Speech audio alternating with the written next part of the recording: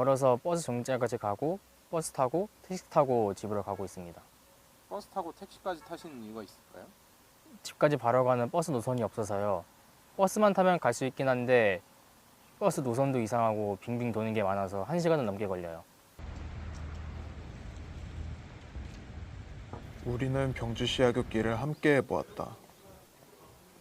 학교 내에 버스 정류장이 있던데 거기에서는 버스 안 타시나요? 네, 집까지 가야 되는 버스가 없어서 흥국사역까지 내려가서 타야 돼요. 버스랑 택시 타고 비교하시면 비용 부담이 있지 않나요? 비용 부담은 크죠. 아무래도 버스만 타면은 1,600원밖에 안 되는데 택시까지 타면은 5, 6천원은 그냥 넘어가니까요. 이 버스만 타서 갈 수 있긴 한데 그러면 이제 버스 기다리는 시간이랑 이제 빙빙 도는 시간까지 합쳐서 1시간은 넘게 걸려요. 그럼 등교는 어떻게 하세요? 등교는 이제 저희 출퇴근하시는 부모님 차 얻어 타거나 택시 타는 방법밖에 없죠. 원주에 사는데 다른 지역이랑 통학하는 것 같아요. 제가 저기 국민학고등학교 다닐 때는 지금보다 더 힘들었어요. 그때는 가뜩이나 버스 타기도 힘든데 원주는 밤 10시 되면은 버스가 끊기거든요. 야자가 밤 10시에 끝나는데.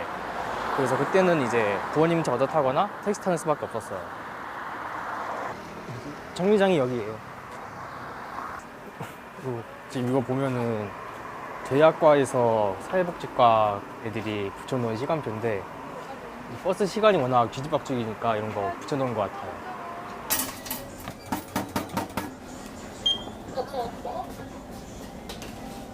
대중교통에 대해 갖고 있는 그런 불만사항들 이야기해 주실 수 있나요? 아무래도 버스 노선이 가장 큰 문제죠. 이게 원주시 버스 노선이 대부분 빙빙 돌아요. 그래서 버스를 타도 오래 걸리고 기다리는 시간도 오래 걸려요. 제가 고등학교 때랑 바뀐 게 거의 없어요. 거의 5년 동안. 병주시는 버스에서 내린 뒤 택시를 타고 귀가한다. 병주시 하굣길은 대략 도보 15분, 버스 15분, 택시 10분, 총 40분 정도의 시간이 걸린다. 버스만 타더라도 3, 40분의 시간이 걸리고 버스 대기 시간을 포함하면 1시간이 넘게 걸린다. 원주시 안에서의 통학 시간이라고 이해하기 힘든 시간이었다. 원주 대중교통은 과연 병주시만의 불편함일까? 2023년 3월 원주시 조사 결과 원주에서 살기 불편한 이유 중 56.7%는 대중교통 불편이었다. 우리는 시내버스에 대한 원주 시민들의 생각을 들어보았다. 버스 탈 때 우선은 그 배차 간격이 제일 개인적으로 불편하다고 느꼈고, 택시를 타면 단계동까지 10분밖에 안 걸리는데 버스를 타면 40분 넘게 걸리는 게 여기는 1시간 간격?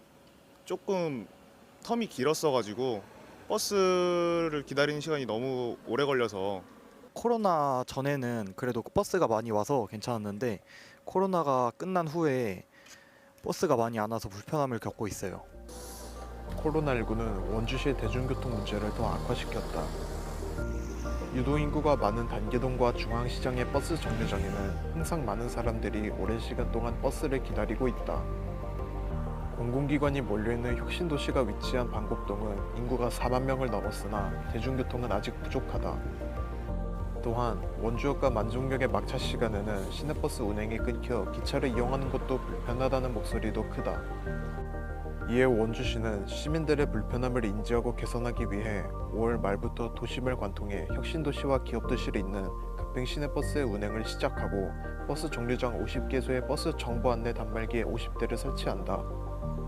또한 사업비 7천만 원을 들여 대중교통 개선 방안을 찾기 위한 연구 용역을 진행하고 있다. 그러나 원주시의 이러한 노력들로 시내버스 문제의 근본적인 해결이 가능할까? 원주시의 최초 시내버스가 도입된 1958년 이래 제대로 된 노선 개편이 되지 않았다.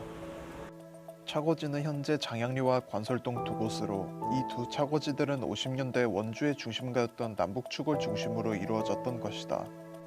차고지들의 위치로 인해 현재 기업도시와 무실동, 혁신도시로 이어지는 새 중심지를 연결할 동서축은 핵심 노선에 반영되지 못하고 있다.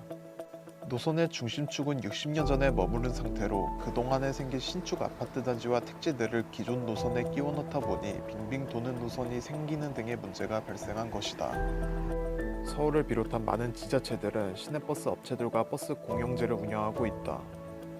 버스 공영제란 버스 회사의 수익금을 업체와 지자체가 공동으로 관리하고 부족할 경우 지자체가 재정을 지원하는 방식으로 버스 운행 및 차량 노무 관리는 각 버스 회사가 맡고 의사결정 및 책임은 지자체가 담당하는 것이다.